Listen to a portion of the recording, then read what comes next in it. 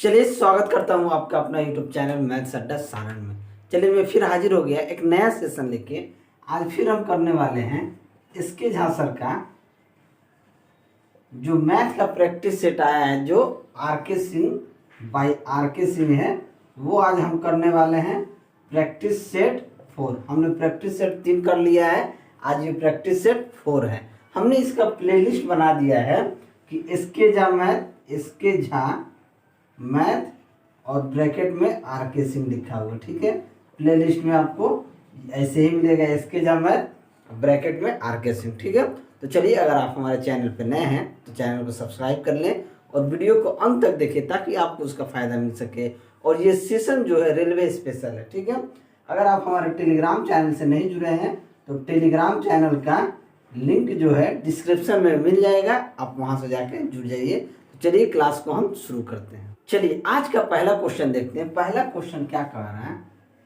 कह रहा है कि यदि a बराबर 5 प्लस 2 रूट 6 है तो हमसे पूछा है कि अंडर रूट a माइनस 1 बटा अंडर रूट a का मान क्या होगा। यानी इसका मान हमसे पूछा है कि इसका मान क्या होगा। देखिए, यानी कि इसका वैल्यू दिया है, इससे निकालना है। अगर ये वैल्यू a है तो अगर इसे अंडर रूट a कर दें तो ये क्या नजर आएगा हमको? Root 5 plus 2 root 6। बात को समझिएगा, ठीक है। जब ये रूट 6 हम दिख रहे हैं, ठीक है, और यहाँ पे 5 है तो मेरे दिमाग में आना चाहिए कि ये कहीं ना कहीं रूट 2 और रूट 3 का ये मल्टीपल है, यानी गुना है। अगर आप देखिए इस इक्वेशन को 2 रूट 6 को अगर रूट 2 और रूट 3 में हम तोड़ दिए तो देखिए 2ab। अगर आप देखेंगे तो ये रूट 2 का होल स्क्वायर प्लस रूट 3 का whole square plus 2 root 2 into root 3 नजर आ रहा है। पूरा संख्या को देखिए, रूट 2 का स्क्वायर क्या होगा? 2, रूट 3 का स्क्वायर 3, अब प्लस देखिए 2 रूट 6, ये दोनों क्या हो जाएगा? 3 2 5 प्लस 2 रूट 6। बात समझ गए? यानी कि ये जो पूरा संख्या होगा ये क्या होगा? ये होगा अंडर रूट 2 प्लस रूट 3 का होल स्क्वायर, यही होगा। अब जब इसका होल स्क्वायर है तो ये क्या आ जाएगा? ये तो बाहर आ जाएगा, ये बाहर आ जाएगा रूट 2 प्लस रूट 3 में बाहर आ जाएगा। अब जब रूट a का मान रूट 2 प्लस रूट 3 आ गया, 1 बटा रूट a का मान क्या कर देंगे? तो 1 बटा रूट a का मान क्या हो जाएगा? इसको मिटा देते हैं, ठीक है। अब देखते हैं कि 1 बटा रूट a का मान हमारे पास क्या आ जाएगा? 1 बटा रूट 2 प्लस रूट 3। अब इन दोनों का अगर माइनस करेंगे, रूट 2 प्लस रूट 3 माइनस 1 बटा रूट 2 प्लस रूट 3। देखिए, जब भी इस तरह का संख्या दिखता है तो हम इसकी कंजुगेट से, यानी इसके उल्टा से ऊपर नीचे गुना करते हैं। बात को समझिएगा, इसके उल्टा से ऊपर नीचे गुना करते हैं। जब ये हम गुना करेंगे तो हमारे पास क्या आ जाएगा? हमारे पास आ जाएगा, ऊपर तो रूट 2 माइनस रूट 3 नजर आ गया और नीचे a plus B into A minus B है। ये क्या है? a प्लस बी और ये a माइनस बी है। यानी कि ये क्या हो जाएगा? ए स्क्वायर माइनस बी स्क्वायर, ये हो जाएगा रूट 2 का होल स्क्वायर माइनस रूट 3 का होल स्क्वायर। यानी कि ये क्या हो जाएगा? 2 में से 3 के माइनस 1, यानी कि ये कन्वर्ट हो जाएगा रूट 3 माइनस रूट 2 में। अब इसको घटा देंगे। अब a में से root 2 plus root 3 minus root 3 minus root 2 करेंगे तो हमारे पास क्या आ जाएगा? Root 2 plus root 3 minus root 3 और ये आपका प्लस रूट 2। रूट 3 से रूट 3 कट जाएगा, यानी कि 2 रूट 2 हमारा क्या आ जाएगा? आंसर आ जाएगा। तो ऑप्शन ए हमारा क्या हो जाएगा? सही आंसर हो जाएगा। चलिए अगला क्वेश्चन देखते हैं। Question number 2। क्वेश्चन नंबर 2 क्या कहता है कि 5 सदस्यों के एक परिवार की औसत आयु 3 वर्ष पहले 17 वर्ष थी। यानी 3 वर्ष पहले 17 वर्ष थी। एक बच्चे के जन्म के बाद परिवार की वर्तमान आयु वही है बच्चे की वर्तमान, यानी वर्तमान औसत वही है बच्चे की वर्तमान आयु पूछ रहा है। देखिए 5 सदस्य हैं जिसका वर्तमान नहीं 3 साल पहले का औसत जो आयु दिया है वो दिया है 17 साल, यानी कि अभी कितना साल का होगा, ये टोटल 5 आदमी कितने साल का होगा, 20 वर्ष का, तो 5 गुना 20 यानी कि अभी उन लोगों का वर्तमान आयु अभी देखा जाए तो कितना होगा, 100 वर्ष। अब एक और बच्चे का जन्म के बाद, यानी जब बच्चा बढ़ेगा जन्म होगा तो 5 से कितने लोग हो जाएंगे, 6 लोग, लेकिन कह रहा है कि वर्तमान औसत वही है, औसत क्या है, 17 ही है, यानी कि 17 है तो 6 गुना 17 कर देंगे, 6 गुना 17 कर देंगे तो ये हो जाएगा 102 वर्ष।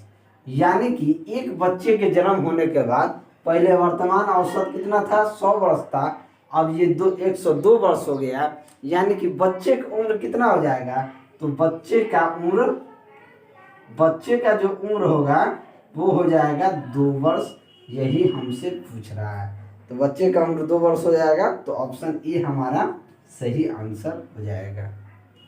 चलिए अगला क्वेश्चन देखते हैं, क्वेश्चन नंबर 3। क्वेश्चन नंबर 3 क्या कह रहा है कि एक आयत जिसकी भुजाएं 12 सेंटीमीटर और 4 सेंटीमीटर है के द्वारा एक ऐसे समचतुर्भुज की पूर्ण रचना की जाती है जिसके विकर्ण समान हो और एक कोण का मान 60 डिग्री हो।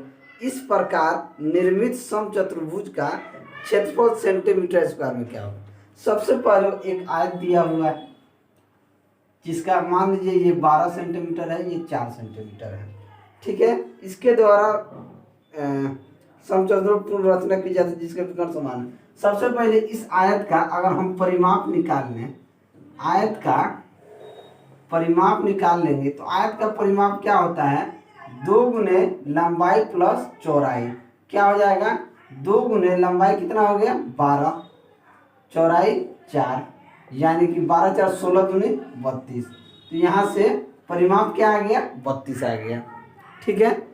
अब आयत का परिमाप क्या होता है, 4 गुना आयत का परिमाप हमारे पास 32 हो गया, ठीक है। और यहाँ पे समचतुर्भुज का परिमाप क्या होता है, 4a। अगर समचतुर्भुज का अगर परिमाप हम देखें, ठीक है, जिसका विकर्ण बराबर है तो इसका परिमाप क्या होता है, 4a। तो 4 यहाँ से भुजा निकाल लेंगे हम, तो 4a बराबर 32, तो a बराबर कितना आ जाएगा, 8 सेंटीमीटर। हम जानते हैं कि समचतुर्भुज का क्षेत्रफल जब थीटा दिया हो, जब एंगल दिया रहता है तो वो क्या होता है, उसका एरिया जो होता है वो होता है ए स्क्वायर साइन थीटा। क्या होता है एरिया, ए स्क्वायर साइन थीटा होता है। तो यहाँ क्षेत्रफल हमारा क्या आ जाएगा, ए स्क्वायर यानी कि 8 का स्क्वायर, और साइन कितना बात किया गया, 60 डिग्री का बात किया गया। जैसे मान लीजिए एक कोण अगर 60 डिग्री हो तो साइन 60 डिग्री, ये हो जाएगा 8 × 64, और साइन 60 का मान होता है √3/2, यानी ये कट जाएगा 32, यानी कि 32√3 हमारा आंसर हो जाएगा। तो ऑप्शन कौन सा सही हो जाएगा, तो ऑप्शन सी हमारा सही आंसर हो जाएगा। चलिए अगला क्वेश्चन देखते हैं, क्वेश्चन नंबर 4। क्वेश्चन नंबर 4 क्या कह रहा है कि 7 sine square theta plus 3 cos square theta बराबर 4 हो, वह थीटा न्यून कोण हो, तो tan स्क्वायर थीटा का मान पूछ रहा है। अब देखिए यहाँ पर tan स्क्वायर का मान पूछ रहा है, तो tan आने की संभावना कब है, जब साइन थीटा बटा कोस थीटा संख्या होता है तभी tan आता है, ठीक है। साइन थीटा बटा कोस थीटा करेंगे तब tan आएगा, और tan स्क्वायर पूछ रहा है, यानी कि साइन स्क्वायर थीटा में कोस स्क्वायर थीटा से भाग देंगे तभी जाके ये tan स्क्वायर थीटा आएगा। तो दोनों तरफ इसमें क्या करते हैं, कोस स्क्वायर थीटा से भाग देते हैं, दोनों तरफ भाग देते हैं। भाग देंगे तो क्या हो जाएगा, ये हो जाएगा 7 साइन स्क्वायर थीटा बटा cos square theta plus 3 cos square theta बटा कोस स्क्वायर थीटा, और ये हो जाएगा 4 बटा कोस स्क्वायर थीटा। ये कोस से कोस कट जाएगा, ये हो जाएगा 7 tan स्क्वायर थीटा प्लस 3 बराबर 1/cos क्या होता है, सेक होता है, तो 4 सेक स्क्वायर थीटा। ठीक है, अब देखिए 7 tan स्क्वायर थीटा प्लस 3 बराबर 4 इंटू सेक स्क्वायर थीटा बराबर क्या होता है, 1 प्लस tan स्क्वायर थीटा। ये हो जाएगा 1 प्लस tan स्क्वायर थीटा। बस यहाँ से देख लीजिए 7 tan स्क्वायर थीटा प्लस 3 बराबर 4 एकम 4 प्लस 4 tan स्क्वायर थीटा। अब 4 tan स्क्वायर थीटा इधर लाएंगे तो 7 tan स्क्वायर क्या आ जाएगा, यहाँ से 3 tan स्क्वायर थीटा आ जाएगा, और ये 4 इधर है 3 इधर जाएगा तो 1 हो जाएगा। तो यहाँ से tan स्क्वायर थीटा का मान क्या आ जाएगा, tan स्क्वायर थीटा का मान आ जाएगा 1/3, यानी कि tan स्क्वायर थीटा का मान क्या आ गया, 1/3। तो ऑप्शन ए हमारा सही आंसर हो जाएगा। चलिए अगला क्वेश्चन देखते हैं, क्वेश्चन नंबर 5। क्वेश्चन नंबर 5 कहता है कि राम आज अपने चाचा से 30 वर्ष छोटा है। 5 वर्ष पहले राम की आयु उसके चाचा की आयु से 1/4 थी। आज से 5 वर्ष बाद राम के चाचा की आयु क्या होगी। देखिए ये रहा राम और ये रहा उसका चाचा। ठीक है, राम और चाचा कह रहे, राम और चाचा 5 वर्ष पहले राम की आयु उसकी चाचा की 1/4 थी। मान लीजिए राम की आयु अगर 1 साल था तो इसका 1/4 कितना था, चाचा का उम्र 4 साल। ठीक है, इसका 1/4 4 हो गया। ठीक है, अब इन दोनों का अंतर कितना है, तो 3 का अंतर है। लेकिन कह रहा 30 वर्ष का छोटाई बढ़ाइए, तो 3 बराबर 30 वर्ष है, तो 1 के बराबर कितना हो जाएगा, 10 वर्ष। यानी कि ये कितना हो जाएगा, राम 10 साल का था तो उसके चाचा कितने साल के थे, 40 वर्ष के। अब कह रहा है कि वर्तमान में देखिए उम्र के केस में अगर आपका भाई आपसे 2 साल छोटा है तो 10 साल बाद भी आपसे 2 साल छोटा ही होगा। अगर आपका भाई आपसे 2 साल बड़ा है तो 5 साल बाद कहिए, 7 साल बाद कहिए, वो 2 साल ही छोटा या बड़ा रहेगा। ठीक है जी, जो भी हो। ठीक है, तो यहाँ 40 साल इसका उम्र हो गया चाचा का इसका। अब कह रहा है कि प्रेजेंट में इसके चाचा का उम्र कितना हो जाएगा, 40 प्लस 5 45, यानी वर्तमान में 5 वर्ष पहले नहीं, वर्तमान में कितना हो जाएगा, 45। लेकिन इसके बावजूद कह रहा है कि अगर आज से 5 वर्ष बाद राम के चाचा का उम्र क्या हो जाएगा, तो इसमें 5 और जोड़ देंगे, यानी कि उसका चाचा कितना वर्ष का हो जाएगा, यानी कि 50 वर्ष का हो जाएगा। तो ऑप्शन सी हमारा सही आंसर हो जाएगा। अगला क्वेश्चन देखते हैं, क्वेश्चन नंबर 6। क्वेश्चन नंबर 6 क्या कहता है कि एक निश्चित राशि पर 2 वर्ष में 10% वार्षिक दर से साधारण ब्याज 600 रुपये मिलता है। यानी कि टाइम हमारा 2 वर्ष है, रेट 10% है, और जो ऐसे मिलता है वो 600 मिलता है। ठीक है, अब हमसे कह रहा है कि उतने ही समय में समान दर से चक्रवृद्धि ब्याज निकालें। देखिए 600 रुपये साधारण ब्याज मिला होगा, तो 1 साल में 300 रुपया मिला होगा 1 साल में, और दूसरे साल में उसे कितना मिला होगा, 300 रुपया मिला होगा। लेकिन चक्रवृद्धि ब्याज के केस में क्या होता है, साधारण ब्याज और चक्रवृद्धि ब्याज के केस में 1 साल पे दोनों का इंटरेस्ट साधारण ब्याज ही की तरह लगता है। लेकिन जैसे ही दूसरा साल में घुसता है, दूसरा साल में कहता है चक्रवृद्धि ब्याज की भाई ब्याज पे भी ब्याज दो। तो 300 का अगर हम 10% निकाल दें तो 300 का 10% क्या कितना हो जाएगा, 30 हो जाएगा, और इन सभी को जोड़ देंगे 300 360 ये 630, यानी कितना हो जाएगा, 630 हो जाएगा। तो ऑप्शन हमारा कौन सही हो जाएगा, ऑप्शन डी हमारा सही आंसर हो जाएगा। एक तो ये तरीका है। दूसरा तरीका है, अगर आप यहाँ से आपके पास ऐसा ही है तो यहाँ से आप प्रिंसिपल निकालेंगे। प्रिंसिपल क्या होगा, ऐसा ही बराबर क्या होता है, PR/T/100। तो P क्या हो जाएगा, SI गुना 100/RT। ठीक है, तो क्या हो जाएगा 600 गुना 100/R कितना है, 10 गुना 2, ये हो जाएगा 2 से 300 बार में कट जाएगा, 2 3 6, 300 बार में 1 0 से 1 0 कर दीजिए, यानी कि प्रिंसिपल आपका 3000 हो गया। ठीक है, अब आपसे CA पूछ रहा है तो 10% का मतलब हो गया 10 दूना 20 प्लस 1 21, यानी कि 3000 का अगर आप 21% डायरेक्ट निकाल देते हैं तो 21/100 इसको कर देंगे तो 2 0 से 2 0 जाएगा, 21 3 63, यानी कि 630 आपका आंसर आ जाएगा। लेकिन आपको समझना होगा कि एसआई 2 साल में 1 2 यानी 1 साल में 300 लगा, 1 साल में 300 लगा, फिर पहला साल पे जो 10% इंटरेस्ट लग गया वो क्या हो गया, ये आपका ये हो गया। ठीक है, तो आप इस तरीके से भी निकाल सकते हैं, इस तरीके से और इस तरीके से, दोनों तरीके से आपका निकल जाएगा। चलिए अगला क्वेश्चन देखते हैं। क्वेश्चन नंबर 7 कह रहा है कि यदि 6x² plus 2kx plus k बराबर 0 हो तो का कोई हल नहीं है, तो k का मान क्या होगा। देखिए ये क्या होता है, d लेस देन 0, ये क्या हो जाता है b² minus 4ac less than 0, ये क्या होता है ax² plus bx² plus c बराबर 0, इस इक्वेशन पे बनता है। तो b हमारा क्या हो गया, यहाँ से b हो गया 2k यानी 2k का स्क्वायर माइनस 4a यानी कि 6, और c आपका क्या हो जाएगा ck लेस देन 0, ये हो जाएगा 4 का k² माइनस 6 के 24 के लेस देन 0। अगर 4 से भाग दे देंगे तो ये बच जाएगा k² minus 6k less than 0।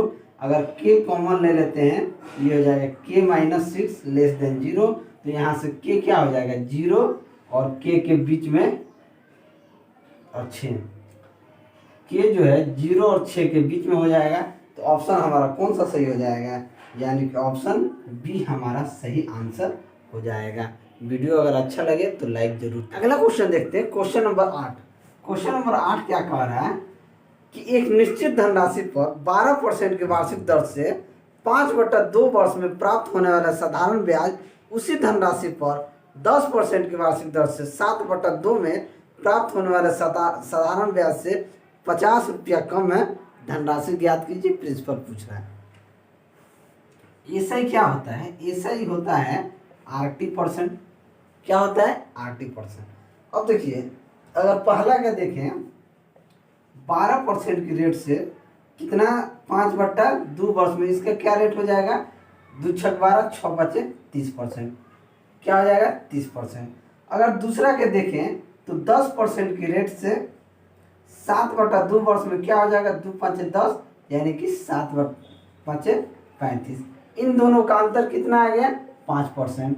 5% का वैल्यू किसके बराबर दिया है, तो 50 के। तो अगर 1% का वैल्यू देखें तो 1% का वैल्यू 10 हो जाएगा, और अगर 100% का वैल्यू देखें तो 100% का वैल्यू कितना हो जाएगा 1000 हो जाएगा, यानी कि इसका मूलधन कितना था 1000 रुपया। तो ऑप्शन कौन सा सही हो जाएगा, तो ऑप्शन डी हमारा सही आंसर हो जाएगा। अगला क्वेश्चन देखते हैं, क्वेश्चन नंबर 9 कि 200 आभास संख्या का एचसीएफ क्या होगा। जब भी 200 आभास संख्या की बात की जाए तो उसका एचसीएफ क्या होगा 1 होगा, इसमें हमें ज़्यादा करने की जरूरत नहीं है, तो ऑप्शन बी आपका सही आंसर हो जाएगा। चलिए अगला क्वेश्चन देखते हैं कि क्वेश्चन नंबर 10, नेहा ने 10% छूट पर 1300 रुपये में एक पुस्तक खरीदी और इसे 30% लाभ पर बेच दिया, उसने कितना रुपया कमाया। कुछ नहीं करना है, 1300 का 130% निकाल दीजिए, प्रॉफिट पर बेच रही है 13 169 1690 रुपये में, यानी कि 1300 में खरीदी थी और 1390 में बेच दी, तो उसे कितना रुपया का फ़ायदा होगा, यानी कि 390 रुपया का फ़ायदा होगा। तो ऑप्शन कौन सा सही हो जाएगा, ऑप्शन ए हमारा सही आंसर हो जाएगा। 1300 रुपये में खरीदी थी, 1690 रुपये में बेची, तो कितना फ़ायदा हुआ 390 रुपये का फ़ायदा। चलिए अगला क्वेश्चन देखते हैं, क्वेश्चन नंबर 11। क्वेश्चन नंबर 11 क्या कहता है कि 10 लाख से बड़ी संख्या की संख्या ज्ञात करें जो 2 3 0 3 4 2 3 से बनी है। किससे बनी है, 2 3 0 0 3 4 2 3 से बनी है। 10 लाख में कितने जीरो होते हैं, इकाई दहाई सैकड़ा हजार 10,000 लाख 10 लाख, इकाई दहाई सैकड़ा हजार 10,000 लाख 10 लाख, यानी कि ये आपका इतना हो गया। तो 1 2 3 4 5 6 7 यानी टोटल अंक कितने होते हैं 7। 10 लाख में 7 अंक होते हैं। ठीक है, जब आप इस चीज़ को देखिएगा 1 2 3 बार 3 है, 2 बार 2 है। अब देखिए मान लीजिए इन सभी को एक कमरा में बैठाना है, 1 2 3 4 5 6 1 2 3 4 5 6 7। लेकिन इसमें एक जीरो है, क्या जीरो यहाँ पे बैठ सकेगा? नहीं बैठेगा, क्योंकि जैसे ही आप जीरो को यहाँ बैठाइएगा ये 6 डिजिट में हो जाएगा। कितना डिजिट में हो जाएगा? 6 डिजिट में हो जाएगा। तो जीरो तो यहाँ नहीं आ सकता है, ठीक है। जब जीरो यहाँ नहीं आएगा बाकी के 6 लोग यहाँ आ सकते हैं। तो ये 6 लोग गुना ये 6 फैक्टोरियल 6 बट्टा, देखिए यहाँ पे 1 2 3 फैक्टोरियल 3 3 3 बार है तो इसे फैक्टोरियल 3 से भाग दे देंगे, और यहाँ पे 2 2 बार है तो इसे फैक्टोरियल 2 से भाग दे देंगे। तो ये क्या हो जाएगा? 6 गुना 6 5 4 3 2 1 बट्टे फैक्टोरियल 3 का मतलब हो गया 3 गुना 2, फैक्टोरियल 2 का मतलब हो गया 2 गुना 1। काट दीजिए, 3 दूनी 6, 2 से 2 काट दीजिए, 6 5 30 30 चौके 120, 120 दिया 360, यानी कि 360 हमारा आंसर हो गया। तो ऑप्शन कौन सा सही हो गया? तो ऑप्शन डी हमारा सही आंसर। क्वेश्चन देखते हैं, क्वेश्चन नंबर 12। क्वेश्चन नंबर 12 क्या कहता है कि नरेश एक टीवी सेट अंकित मूल्य पर 10% बट्टा पर लेकर 11,250 रुपये में खरीदा। कितना में खरीदा? 11,250 रुपये में खरीदा। इसे लाने के लिए भाड़ा में 150 रुपया खर्च किया, 150 रुपये इसमें भाड़ा में खर्चा किया, तथा इसे लगवाने में 800 रुपया खर्च किया। इसे सेटिंग कराने में कितना खर्च किया? 800 रुपया खर्च किया।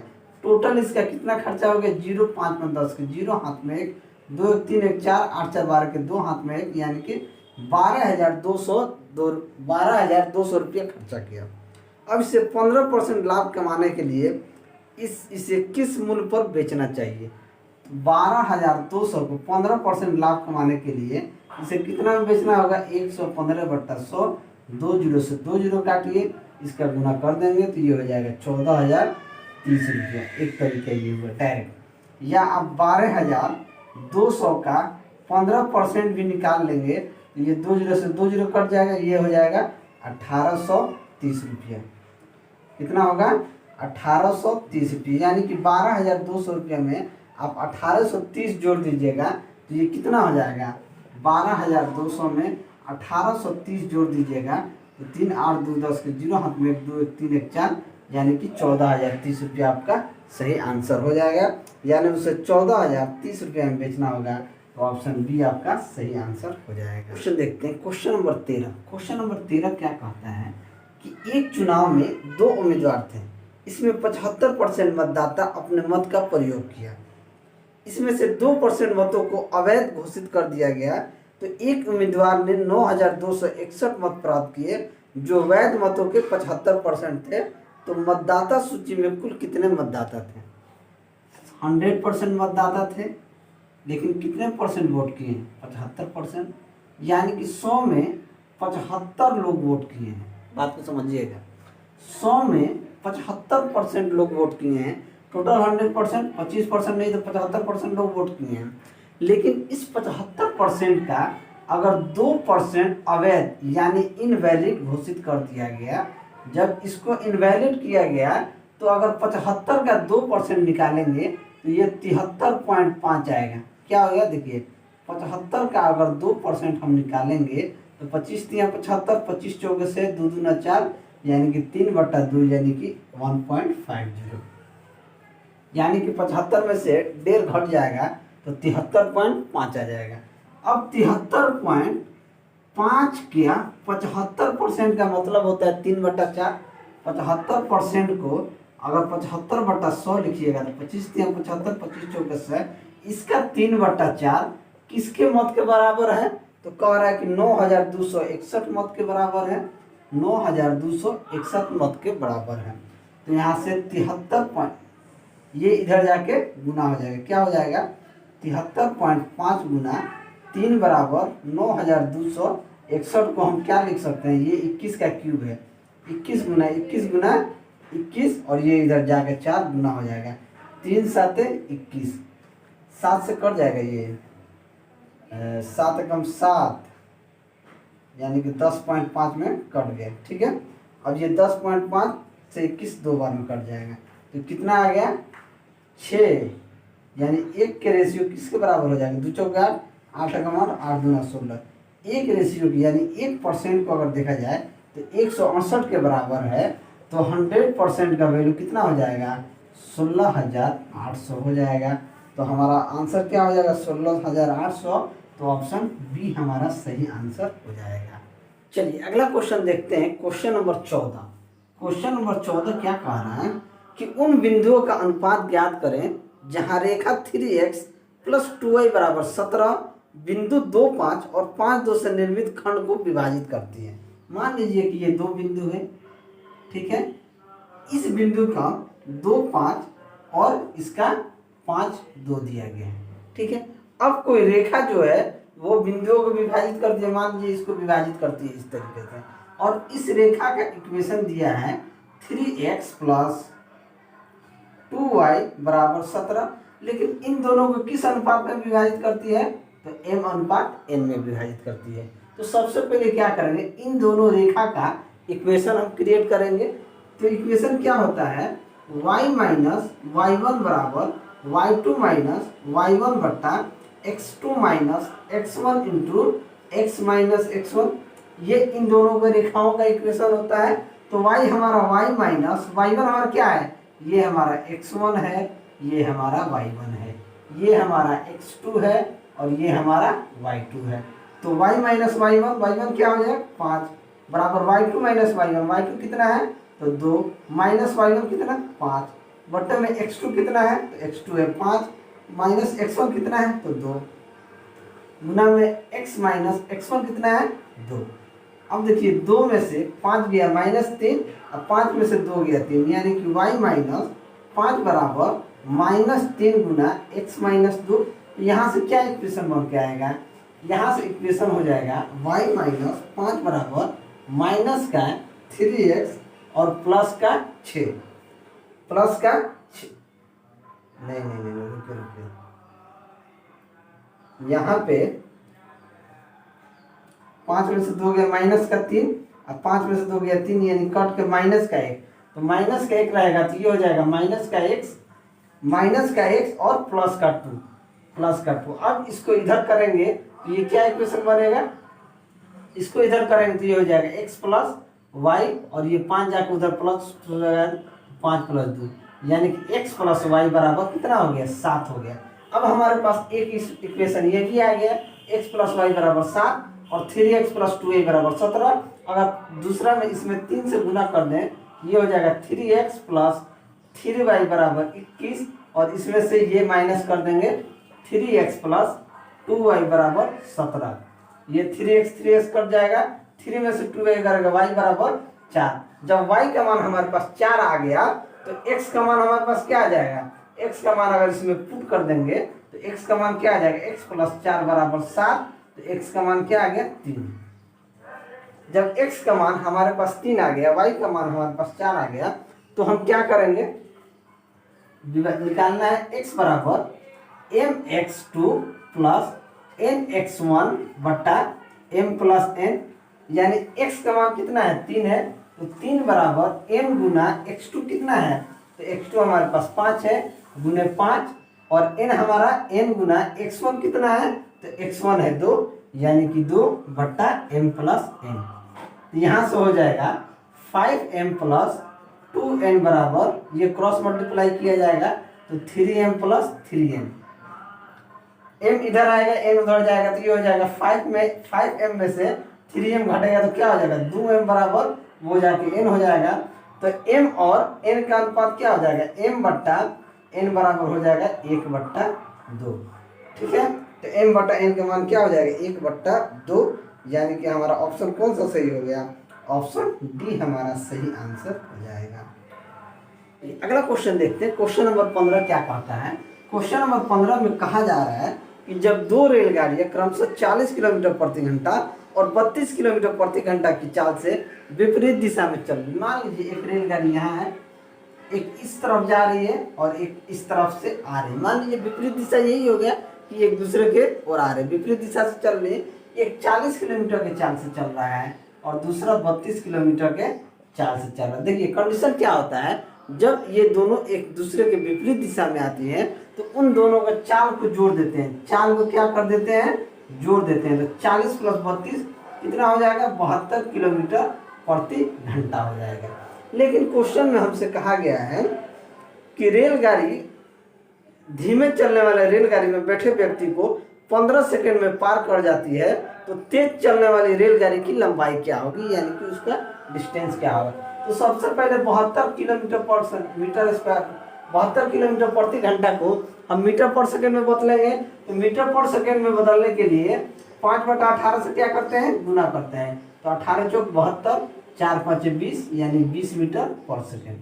अब देखिए क्या होता है, डिस्टेंस बराबर स्पीड इंटू टाइम होता है, ठीक है। अब हमसे क्या पूछा है कि लंबाई कितनी होगी, लंबाई कितनी होगी। अब देखिए 15 सेकेंड में पार करता है, तो टाइम कितना है, टाइम बराबर अगर कर दें डिस्टेंस बटा स्पीड, तो 15 सेकेंड में मान लीजिए दूरी x पार करता है, चाल कितना है 20 के हिसाब से पार करता है, तो x का वैल्यू क्या हो जाएगा, x का वैल्यू हो जाएगा 15 गुना 20, 15 गुना 20 यानी 15 गुना 3, यानी कि उसकी लंबाई कितनी हो जाएगी, तो 300 मीटर उसकी लंबाई हो जाएगी। तो ऑप्शन कौन सा सही हो जाएगा, तो ऑप्शन बी हमारा सही आंसर हो जाएगा। चलिए अगला क्वेश्चन देखते हैं, क्वेश्चन नंबर 16। क्वेश्चन नंबर 16 क्या कह रहा है कि जेनिथ इंस्टीट्यूट में 6 मैथ के, 6 गणित, 4 अंग्रेजी तथा 5 तर्क शक्ति के शिक्षक यादृच्छिकता के आधार पर किन्हीं 4 शिक्षकों को चुनना है।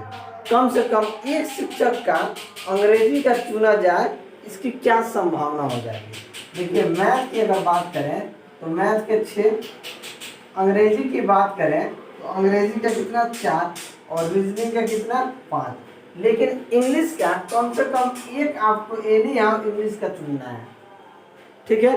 अंग्रेजी का किसी भी हाल में आपको चुनना है, तो एक तो हमको अंग्रेजी को चुनना ही पड़ेगा। एक माइनस 6 5 11 में से 4 को चुनना है, तो ये क्या हो जाएगा 11C4 बट्टा टोटल एक तो चुनना ही चुनना है, 6 4 10 5 15, टोटल 15 में से 4 को चुनना है। क्या हो जाएगा 1 माइनस 11C4 को हम क्या लिख सकते हैं 11 10 9 8, ठीक है। और 15C4 को हम लिख सकते हैं 15 14 13 और 12 लिख सकते हैं। बस इसका काट पीट कर देंगे, हमारे पास आंसर आ जाएगा। काटते हैं पहले 3 के 9, 3 चौक के 12, 4 दूनी 8, 2 सते 14, ये कट गया 2 सते 14। और कुछ कटने वाला है, और कुछ कटने वाला है, 3 से कट जाएगा, 3 5 15, 3 5 15 कट गया, तो यही कटेगा, ठीक है। तो यहाँ से क्या हो जाएगा 11 दहा 110, यानी कि 1 माइनस 110 बट्टा 7 5 35, 35 दहा 350 और 35 दिया 105, यानी कितना हो जाएगा 5 5 455, ये हो जाएगा 455। यानी कि 455 में से 110 जाएगा तो क्या हो जाएगा 110 जाएगा तो 345 बट्टा 455। अब ये 5 से कट जाएगा, 5 36, 45, 45, 5 एकम 5, यानी कि 69 बट्टा 91 हमारा क्या आ जाएगा आंसर आ जाएगा। तो ऑप्शन कौन सा सही हो जाएगा 69 बट्टा 91, यानी कि ऑप्शन सी हमारा सही आंसर हो जाएगा। अगला क्वेश्चन देखते हैं, क्वेश्चन नंबर 17। क्वेश्चन नंबर 17 क्या कहता है कि एक ट्रेन किसी स्टेशन से 40 किलोमीटर प्रति घंटा की गति से चलती है। 2 घंटे बाद एक और ट्रेन उसी स्टेशन से उसी दिशा में एक निश्चित गति से छूटती है। यदि दूसरे ट्रेन पहली ट्रेन को 4 घंटे में पकड़ लेती है तो दूसरी ट्रेन की गति क्या होगी। क्या कह रहा है कि मान लीजिए एक ट्रेन है, ये चली है कब से 40 किलोमीटर प्रति घंटा के चाल से चली है, 40 किलोमीटर प्रति घंटा के चाल से चली है। इसके पीछे एक और ट्रेन चली है, इसके 2 घंटे बाद, 2 घंटे बाद ये ट्रेन चली है और इस ट्रेन को 4 घंटे में पकड़ ले रही है। यानी कि 2 घंटा तो ये ट्रेन चली है और 4 घंटा में पकड़ रही है, तो टोटल टाइम कितना लगेगा 6 घंटा बाद। यानी कि अगर आप देखेंगे तो 6 घंटा में 40 की स्पीड से कितना चल गई होगी 240 किलोमीटर। बात को समझिएगा, 240 किलोमीटर चल गया होगा। अगर 4 घंटा में है ट्रेन पकड़ता है तो 240 बट्टा 4 यानी कि 60 किलोमीटर प्रति घंटा के चाल से ही चला होगा। बात को समझिएगा। यानी कि 6 घंटा चला 40 के स्पीड से, तो x घंटा ये कितना घंटा में पकड़ ले रहा है, 4 घंटा में पकड़ ले रहा है। तो इसका स्पीड क्या हो जाएगा, 4 दहा 40 और 10 छक्के 60, यानी कि 60 किलोमीटर प्रति घंटा के आप ऐसे भी डायरेक्ट निकाल सकते हैं। 6 चौके 24, 240 किलोमीटर चल गया पहले का ट्रेन। तो अगर है 4 घंटा में पकड़ लेता है तो दूरी बटा समय कर देंगे, जितना चला उसमें समय से भाग दे देंगे, उसका स्पीड आ जाएगा। तो 60 किलोमीटर आपका सही आंसर हो जाएगा। तो ऑप्शन ए आपका सही आंसर हो जाएगा। अगला क्वेश्चन देखते हैं, क्वेश्चन नंबर 18। क्वेश्चन नंबर 18 क्या कहता है कि एक 150 मीटर ऊंची इमारत ए के शीर्ष से इमारत बी के शीर्ष पर 45 डिग्री का उन्नयन कोण बनता है। इमारत बी के तल पर 30 डिग्री का अवनमन कोण बनता है। तो इमारत बी की ऊंचाई ज्ञात कीजिए। इमारत बी की ऊंचाई ज्ञात कीजिए। देखिए ये मान लीजिए कि ये एक ए पॉइंट है, ठीक है, और यहाँ से 45 डिग्री का एंगल बनता है। कितना, 45 डिग्री का। और इसका बेस कितना है, इसका बेस है 150 मीटर। कितना दिया है, 150 दिया है। और यहाँ से 30 डिग्री का अवनमन कोण बनता है। यहाँ से कहाँ, यहाँ से 30 डिग्री का। जब यहाँ से ये 30 डिग्री बनेगा तो यहाँ ऑटोमेटिकली क्या हो जाएगा, 30 डिग्री यहाँ से हो जाएगा। ठीक है, अब देखिए यहाँ ये ए पॉइंट है, इसको बी पॉइंट मान लीजिए, इसको सी, इसको डी और इसको हम ई मान लेते हैं। ठीक है, तो देखिए अगर 150 ऊंचाई ये है तो इसका भी ऊंचाई कितना होगा, 150 मीटर होगा। ठीक है, क्योंकि ये सामने सामने है और इसके तल पे 45 डिग्री बनता है। हम जानते हैं कि देखिए 30 डिग्री के सामने, ये 30 डिग्री के सामने क्या होता है, ए होता है, और ये 60 डिग्री के सामने क्या होता है, a√3 होता है। हम यही जानते हैं। तो यहाँ से देखेंगे अगर ये 30 डिग्री ये है तो ये कोण कितना हो जाएगा, 60 डिग्री। जब 30 डिग्री के सामने ए है तो 60 डिग्री के सामने ये बेस क्या हो जाएगा, 150√3 हो जाएगा। ठीक है, ये 150√3 हो जाएगा। अब देखिए 45 डिग्री, जब ये 150√3 होगा तो ये भी क्या हो जाएगा, 150√3 हो जाएगा। अब 45 डिग्री के सामने ये होता है। ठीक है, 45 डिग्री के सामने ये होता है, यानी कि अगर ये 150√3 है तो ये क्या हो जाएगा, ये भी 150√3 हो जाएगा। अब हमसे पूछा है इसी का तो ऊंचाई पूछा है, ये टोटल ऊंचाई पूछा है। तो टोटल ऊंचाई क्या हो जाएगा, 150 प्लस 150√3, यानी कि 150 कॉमन ले लेंगे तो 1 प्लस √3 मीटर आपका ऊंचाई हो जाएगा। तो ऑप्शन कौन सा सही हो जाएगा, तो ऑप्शन डी आपका सही आंसर हो जाएगा। अगला क्वेश्चन देखते हैं, क्वेश्चन नंबर 19। क्वेश्चन नंबर 19 क्या कहता है कि एक मिश्र धातु जर्मन सिल्वर में तांबे जस्ते का अनुपात 21:16 था। तांबा और जस्ता का अनुपात 21:16 था। ठीक है, जबकि निकेल और जस्ते का अनुपात 7:24 था। तो मिश्र धातु में तांबा जस्ता निकेल का अनुपात क्या होगा, तांबा जस्ता और निकेल का अनुपात क्या होगा। यानी कि निकेल का अनुपात कितना दिया है, 7, यानी इसका अनुपात 7 दिया है और इसका 24 दिया है। ठीक है, अब देखिए यहाँ पे जस्ता ही सिर्फ कॉमन है, यानी अगर इस जस्ता को हम इसके जस्ता को इसके जस्ता को बराबर, हम क्या करेंगे कि इन दोनों को हम बराबर कर देंगे। तो यहाँ अगर हम 3 से गुना कर दें तो 16 × 48, और यहाँ 2 से गुना कर दें तो 24 × 48। तो इसमें भी हमको 3 से गुना करना होगा और इसमें भी हमको 2 से गुना करना होगा। तो ये हो जाएगा 21 × 3 = 63, 24 × 48 और 7 × 2 = 14, यानी 63:48:14 आपका सही आंसर हो जाएगा। तो 63:48:14 यानी कि ऑप्शन बी हमारा सही आंसर हो जाएगा।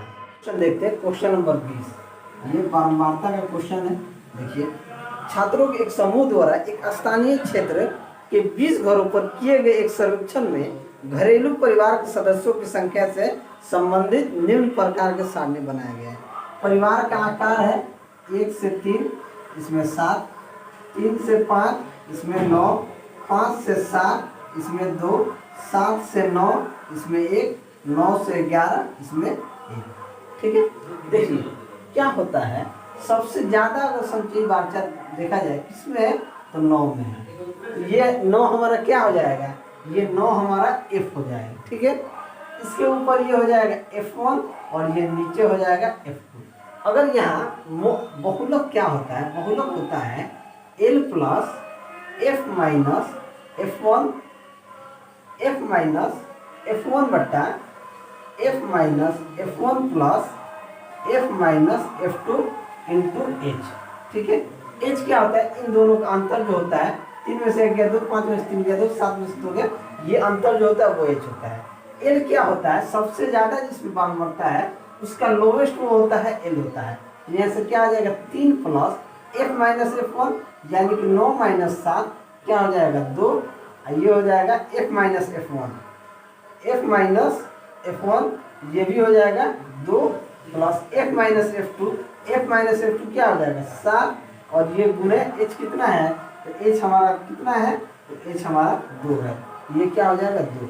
बस इसको जोड़ दीजिए 3 प्लस 2 दूना 4 बट्टा 7 दू 9, 4 बट्टा 9 यानी कि 3 प्लस 4 को 9 से भाग देंगे तो कितना बार में जाएगा, 4 को अगर हम 9 से भाग देते हैं तो ये आपका जाएगा 9 पचे 45, 9 चौके 36 यानी कि 0.4 के आसपास जाएगा।